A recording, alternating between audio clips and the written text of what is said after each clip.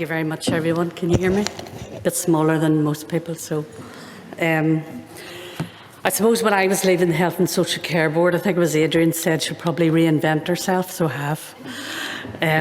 But I really am delighted because when I started MacMillan in June of last year, on a part-time basis, 2 days a week, because I thought I've had enough of full-time working and all of that. But anyway, I was employed very much to assist the full-time strategic partnership manager. But then when we kind of looked at it again, MacMillan were on a journey of developing psychological care across the UK. And I thought to myself, well, you know what? Within Northern Ireland, I was given then the lead to do that work. And I thought, well, if we're looking at mental health, which is where I felt that we should do, having completed some preparation in looking at what the prevalence was, any of the research that had been completed, I felt that it was natural for Northern Ireland to then begin to look what had already happened across Northern Ireland in adult mental health and children's services and replicate that into cancer services. When you look at the family model, it is a very transferable model. And I remember in 2009, when I first met with the Department of Health, they were asking me, was this model transferable? And at that stage, I said, yes, it is. So we're now in a fortunate position where we want to link with yourselves in that continuing work. We can see the relevance, I think, of what has been talked about this morning with all of the speakers. There is a very clear link between physical illness and mental health. And today I want to just share with you the journey that MacMillan will be undertaking over the course of the next 3 years to develop services for people living with cancer and mental health. And this is a co-produced presentation with Donna, who will talk about her lived experience of cancer and mental health issues as well. So, first and foremost, if I can work the technology. No. Always happens. Right click. Okay. I think I got it now. Thank you. So, why is it important? And I thought it would be very useful just to put it into context. If you look at the population within Northern Ireland, there's, I think, 1.9 million of us now, but almost 10,000 people are diagnosed with cancer in Northern Ireland each year, with a profound impact on their mental health and well-being.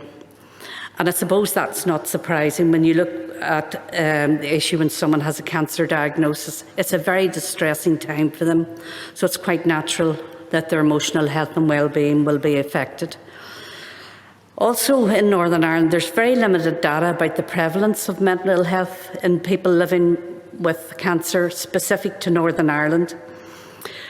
Whenever I was kind of doing my lead-in preparation for the work in MacMillan, I kind of was asking around various people to say, well, look, do we collect the data? And I knew from my own Health and Social Care Board experience that we didn't collect the data. It's general mental health stats that we collect.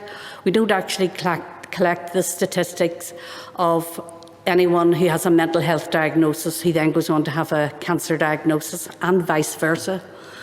We know how many people have a cancer diagnosis. We collect that. We have a cancer registry, but we don't know the number of those people with that diagnosis who also go on to have mental health issues. We don't know that. So I thought we needed to look at something to try to establish what the baseline will be like. So that's part of the work going forward for MacMillan. Even though we've limited data in Northern Ireland, there is a wider systemic review which really shows, and I think some of this information is quite stark. So it shows where there's prevalence of major depression, minor depression and anxiety in patients treated for cancer. These greatly exceed population estimates, and I'll not go through the percentages there for people treated for cancer. Respectively, some of those will have a combination of mood disorders occurring in 30 to 40% of those patients, and that's quite a high percentage, I think. And among those, and this is even more stark, I think, among those who experience the recurrence of cancer, so where you have a secondary diagnosis, that prevalence of anxiety and depression rises to 50%. So that's half of those population of the 10,000 people who are diagnosed with cancer. So big percentages there in relation to that. So when we look at the impact of it all, there's really poor recognition of depression and anxiety that can hinder cancer treatment and recovery. For example, feelings of hopelessness that may influence a person's refusal to have their cancer treatment. And then where we do have some people living with cancer, they have a 55% higher risk of suicide than those without cancer. And that's quite significant, I think. And for those with a pre-existing mental illness, survival is substantially reduced.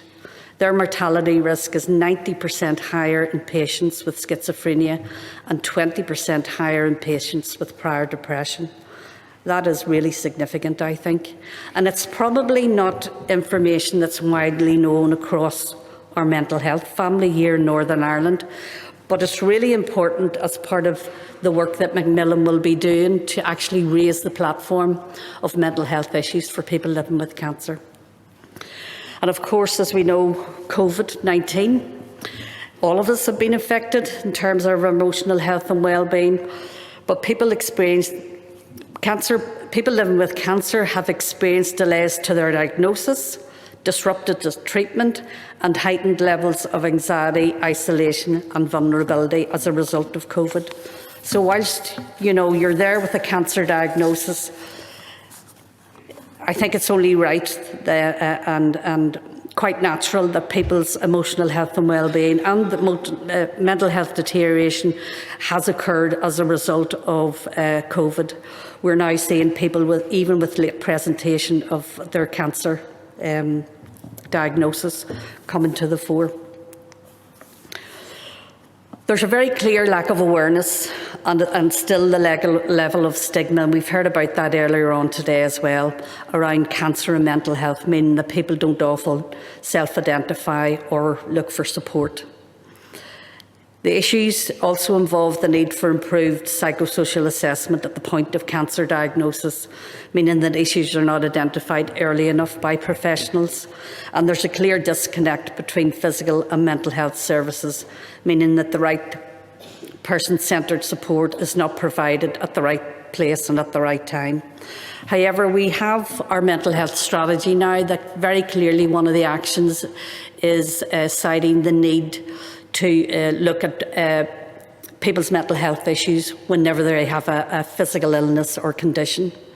And likewise, in the cancer strategy, there are very clear actions in that where they're taking recognition of people's mental health when they have a cancer diagnosis as well.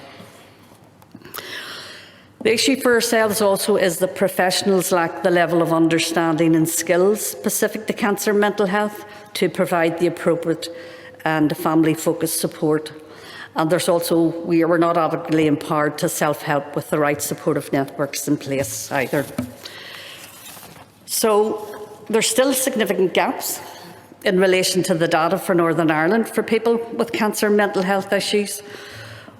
We lack a detailed picture of their level of need, whether that's individual and family-focused. There are differences in patient experience and family experience across the trusts and among marginalised groups. We don't know how well joint working occurs between cancer and mental health services, and there's also factors specific to the local context and needs of the individual and family. So what are we going to do in MacMillan? As always, I suppose people that know me will know it's not about reinventing the wheel. It's about harnessing what is already out there. And that was the journey that we had when we first started Think Family and I back in 2009. So we're going to harness what has already started across Northern Ireland in adult mental health and children's services. And we're going to look at strengthening those to provide the support services for people living with cancer and mental health issues. Because most of our cancer population, once they finish their treatment in the acute hospitals, are then referred back to their GP, that's where most of the population of people living with cancer and mental health issues will be. So we're going to target what the support service and what we want to develop at primary care GP level. And I've heard numerous stories throughout my work at MacMillan about people's experiences of having had that very clear treadmill of their radiotherapy, their chemo, their consultant appointments at hospital, and they're kind of wrapped around all of that service at the acute hospital stage. Once all of that finished across Northern Ireland, there's very little out there community-based. And I was a little bit shocked when I first started, when I asked, well, how many cancer community teams do we have in Northern Ireland? And there's probably about 2, and they're directed towards palliative care, not that support, aftercare support once people have finished their treatment. So a little bit shocked about all of that, but MacMillan are now going to do something about that. And we're going to improve the access and the response times for people experiencing cancer and mental health issues. We're going to target our service at primary care GP, and we're going to hopefully align ourselves with the multidisciplinary teams that are already in existence. And I've had ongoing discussions with the Department and the Office of Social Services about this, and we're going to be working together in relation to all of that. We're going to create a legacy of improved capacity and also deliver an evaluation of the service to inform people of the benefits and future service provision for cancer and mental health across Northern Ireland. So Martina says I've only about 5 minutes left, so I have to hurry up. And Emer down there says I talk too much anyway, so I need to move on. So how will MacMillan do this? We're going to work in partnership and collaboration, and also with people with lived experience. We're going to walk this journey with people living with cancer and mental health issues from the very start and until the project is concluded, and then sustained thereafter. They're very much an important part of what we do, and within MacMillan we have a lovely cancer experience panel and 2 dedicated workers whose sole job is to work with people living with cancer in order to further the support needs and listen to what they're saying. So their cancer experience panel will be walking this journey with us, and we will also be looking to some of our mental health lived experience people to join us as a specific working group throughout the 3 years that will develop the services as well. We have our mental health charities as well. They're going to work with us, aware in terms of their mood matters and living life to the full. And we'll also have Let's Talk About Mental Health and Cancer events for the public, co-delivered obviously with people with lived experience and aware themselves. And we looked at these specific programmes because we took some sound bites from our cancer experience panel and the mental health issues that they were portraying. They were very clearly saying it's that low-level support that we need. It's the mild anxiety or the moderate anxiety of and depression that kind of is really important to me to try to get support services from. It's not that higher intense stage or in terms of mental health issues. So that's why we're going to be pitching it at this level. And it's very much about lifestyle coaching. Whenever someone living with cancers had to give up their job because they've been unwell, when the dynamics in the family change, when there's issues with their housing, their finances because they need to heat the house better because of their illness, etc., etc. So it's very much that holistic approach to what we want to do, very similar to what we've done previously as well.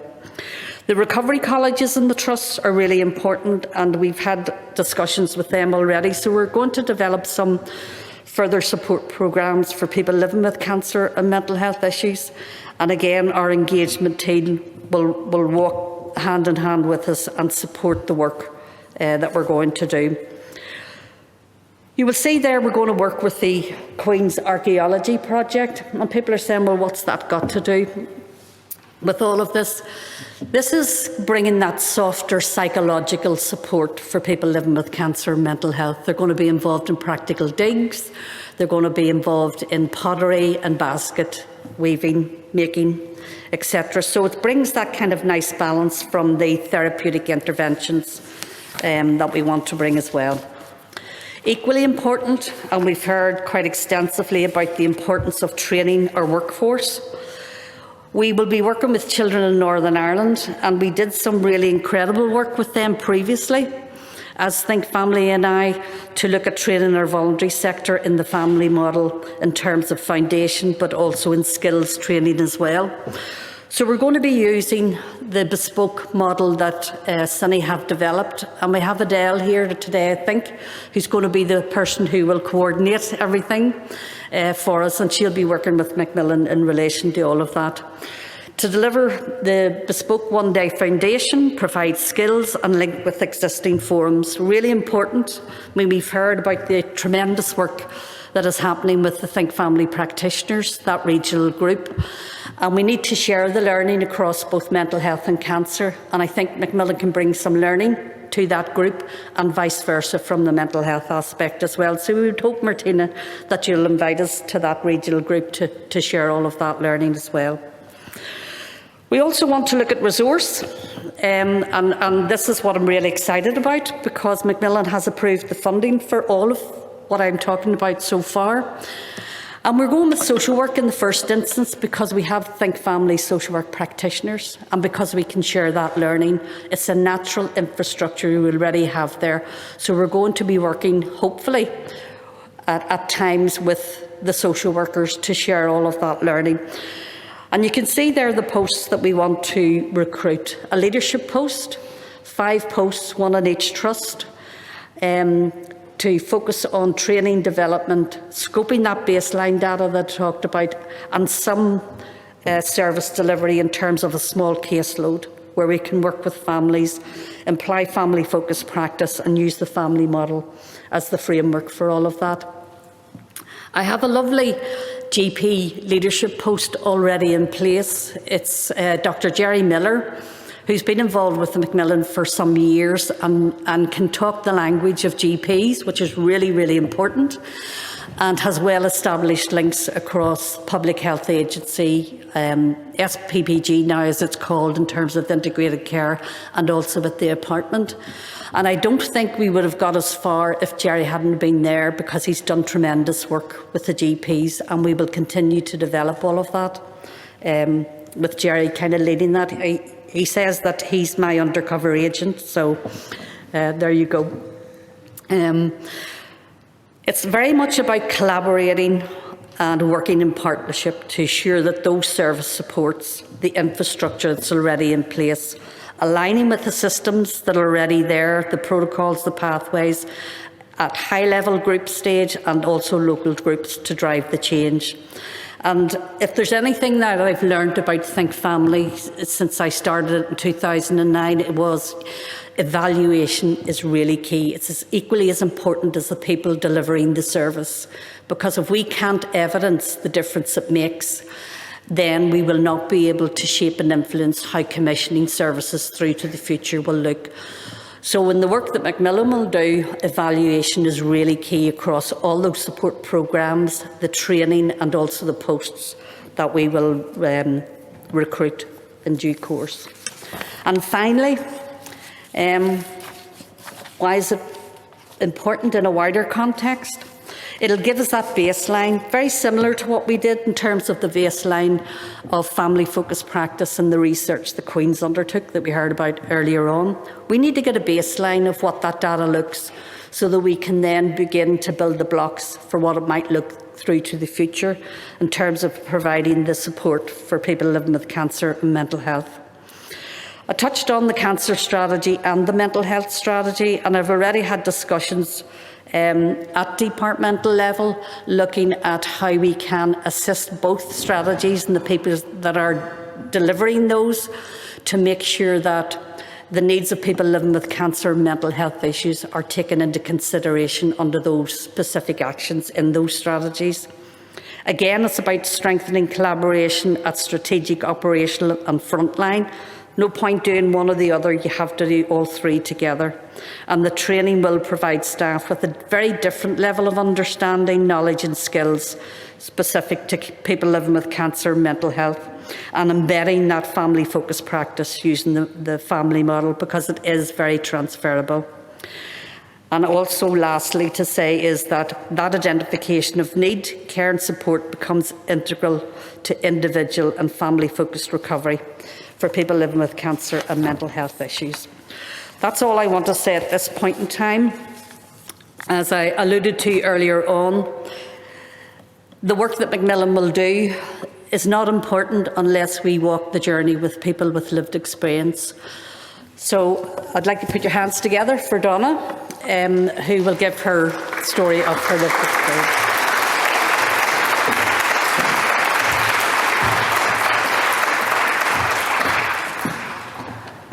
She was only supposed to talk for 8 minutes.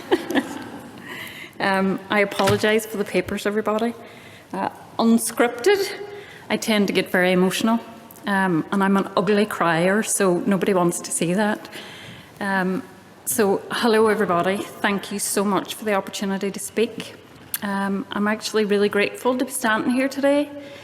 There was a time when I didn't think that I would be here, alive, breathing, happy.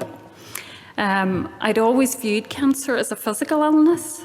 It wasn't until after my own diagnosis that I realised the impact on emotional and mental health, and not just on the patient, but the wider family as well. I was just like every other person, just like any one of you, going about my daily life. My first symptom was reflux following a Christmas work do, which of course I blamed on too much wine. But less than 3 months later, I couldn't get out of bed because of pain. On the 27th of March 2019, a day I will never forget, I was told I had a massive tumour blocking my bowel. I watched my husband's face as the surgeon spoke, and it was the first time I'd ever seen him cry. So, to give you one-to-one to who I am, I didn't cry. I leaned forward, I asked the surgeon what his next steps were. You see, I'm like Martina, I have resilience in bucket loads. I grew up in the 70s in the Troubles in Derry, in the middle of riots. I grew up in a house filled with alcohol and domestic violence. And I'm telling you this because I want you to know how strong I am. I want you to know that I don't break easily. I am the strongest of the strong, as I always say. So imagine my shock at 47 years old when, after all my life experiences, it's cancer that breaks me. I have 2 sons.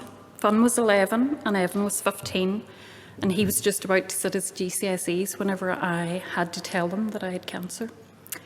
They knew I was really sick, but the word cancer itself, it still carries just absolute terror. And my heart was broken that day as I broke both of theirs. It was awful.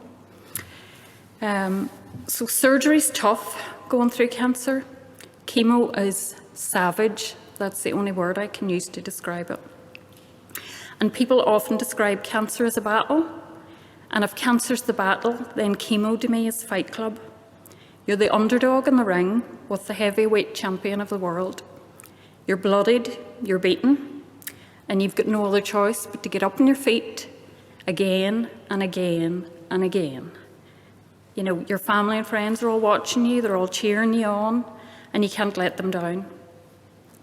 The mental strength that it takes to surrender yourself every 3 weeks is absolutely torture. It's so tough, I can't tell you how hard it is.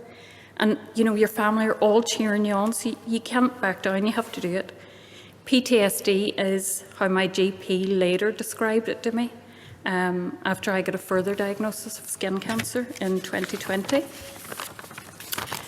So, unbelievably, like, my lowest point actually came when my body was well.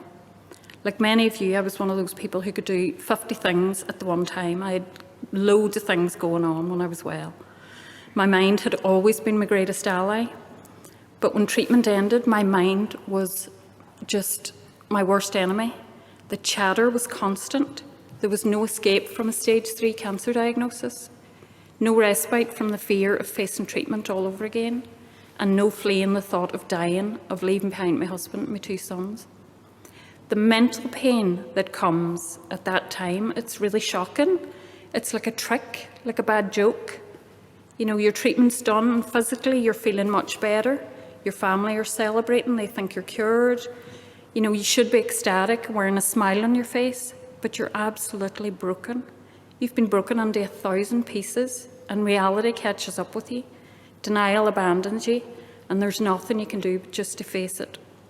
So I did my best to paint a smile on my face, but the relentlessness of the noise in your head, which is going on all the time, it just began to crack open into my everyday life. I would become hysterical over any change in plans at all. I couldn't cope with it. I was crying at the checkout in Tesco's constantly. That happened a lot, and you just were so embarrassed, but it just happened all the time. Having cancer is like walking a tightrope. Your whole body is screaming, I'm going to die. Being alone after treatment, it's like falling from that high wire, and your net's gone. And the free fall is the most terrifying journey you'll ever be on. I eventually fell through the doors of Derrywell Woman and was picked up by a beautiful soul named Mary Diamond. I was broken and she put me back together. I saw her every 3 weeks for 4 months. That was all it took. And she'd have the tissues and the water ready, and I would go on and I would just sob for 1 hour. And that would be enough to help me go back to my everyday life then. That safe space allowed me to purge that emotion that came with the experience. But this nightmare of a roller coaster that I wasn't on it by myself. My family were right there in the carriage right behind me. They weren't the ones who had cancer, but they were going through it too. So it was as much their experience as it was mine, and it's written into their story as much as it's written into mine. Finn, my youngest, suffered from eczema since he was about 6, but he was my rock during chemo. My weight plummeted. I was so frail, like about 6.5 stone, and he did up a fantastic chemo calendar, and we counted it down every day. It was just my way of trying to get to the end. And he had hunks on tap, which are very important when you're going through cancer. If I could bottle one of them, I'd be a millionaire. But as I silently fell apart after treatment, so did he. He ended up being admitted to hospital. His eczema was so severe at one stage. The doctor put it down to stress brought on by my illness, so you can just imagine the guilt I felt as we tried to put Finn back together after. It was really awful. I got MacMillan support in the form of art therapy, which has led to me giving something back and then being employed by them. But that outside support that he got in the form of art therapy, he had it on a weekly basis, and that was just what he needed. At the end of the programme, he said to me, I don't feel nervous all the time anymore. That programme has equipped him in ways that I never could, just to be able to cope with a challenge at such a young age in his life. My older son's Evan. He got anxiety after my illness, and I have to say it went largely overlooked until we couldn't ignore it anymore. And it came to a head in 2020 when he couldn't even leave the house because he started taking panic attacks. And he was obsessed with health and dying. So we got him private help. Because of that anxiety that he had, he wasn't able to take up his university place. And I'm not saying that earlier help would have meant that everything would have been perfect. But if a trained professional had spoken to him, I think maybe we could have seen those signs, or they could have seen the signs that me and my husband missed, because we were so consumed with my recovery that we didn't really notice him. And that earlier intervention could have made all the difference to his life now, 4 years later, where he still has anxiety attacks and still is really, really nervous. So I was asking Finn before coming here, what was the hardest part of all this? And he said straight out, without pause, that I couldn't change it, that I couldn't help you. And that's an enormous weight to carry, and so typical of children to assume responsibility to fix the situation and to feel like absolute failures at their powerlessness. And that's a huge thing when you're 11. So I suppose what I'm trying to say is that cancer affects the whole family, and everyone needs that offer of support. I'm so proud to be part of MacMillan as they prioritise and commit themselves to supporting the mental health of people living with cancer and their families. The Think Family model will allow a patient's family to be included in their recovery. The family who supports the patient will no longer be unseen and outside of the experience. Healing can be brought to the whole experience, whoever it touches. I mentioned earlier that having cancer is like free falling from a tightrope, but it doesn't have to be scary. We just have to have the right people to catch us when we fall. Thank you very much.